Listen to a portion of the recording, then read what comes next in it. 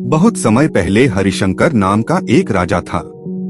उसके 3 पुत्र थे और अपने उन तीनों पुत्रों में से किसी एक पुत्र को राजगद्दी सौंपना चाहता था। पर किसे? राजा ने एक तरकीब निकली। उसने तीनों पुत्र को बुलाकर कहा, अगर तुम्हारे सामने कोई अपराधी खड़ा हो तो तुम उसे क्या सजा दोगे? पहले राजकुमार ने कहा कि अपराधी को मौत की सजा दे दी जाए, तो दूसरे ने कहा कि अपराधी को कालकोठरी में बंद किया जाए। तभी तीसरे राजकुमार की बारी थी। तीसरे राजकुमार ने कहा, पिताजी, सबसे पहले यह देख लिया जाए कि उसने गलती की भी है या नहीं। उसके बाद उस राजकुमार ने एक कहानी सुनाई। किसी राज्य में एक राजा हुआ करता था। उसके पास एक सुंदर सा तोता था। वह तोता बड़ा बुद्धिमान था। उसकी मीठी बानी और बुद्धिमता की वजह से राजा उसे हमेशा बहुत खुश रहता था। एक दिन की बात है कि तोते ने राजा से कहा, मैं अपने माता पिता के पास जाना चाहता हूँ। वह जाने के लिए राजा से विनती करने लगा। तब राजा ने उससे कहा, ठीक है, लेकिन तुम्हें 5 दिन में वापस आना होगा। वह तोता जंगल की ओर उड़ चला। अपने माता पिता से जंगल में मिला और खूब खुश हुआ।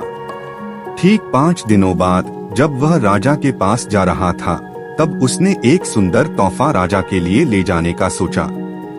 वह राजा के लिए अमृत फल ले जाना चाहता था। जब अमृत फल के लिए पर्वत पर पहुंचा, तब तक रात हो चुकी थी। उसने फल को तोड़ा और रात वही गुजारने की सोची। तोता सो रहा था कि तभी एक सांप आया और उस फल को खाना शुरू कर दिया। सांप के जहर से फल भी जहरीला हो चुका था। जब सुबह हुई तो तोता उड़कर राजा के पास पहुंच गया और कहा, राजन, मैं आपके लिए अमृत फल लेकर आया हूँ। इस फल को खाने के बाद आप हमेशा के लिए जवान और अमर हो जाएंगे। तभी मंत्री ने कहा, महाराज, पहले देख भी लीजिए कि फल सही है कि नहीं। राजा ने मंत्री की बात मान ली और फल में से एक टुकड़ा कुत्ते को खिला दिया। कुत्ता तड़पत कर मर गया।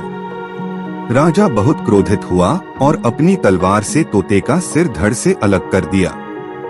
राजा ने वह फल बाहर फेंक दिया। कुछ समय बाद उसी जगह पर एक पेड़ उगा। राजा ने सख्त हिदायत दी कि कोई भी इस पेड़ का फल न खाए, क्योंकि राजा को लगता था कि वह अमृत फल जहरीला है और तोते ने यही फल खिलाकर उसे मारने की कोशिश की थी। एक दिन एक बूढ़ा आदमी उसी पेड़ के नीचे विश्राम कर रहा था।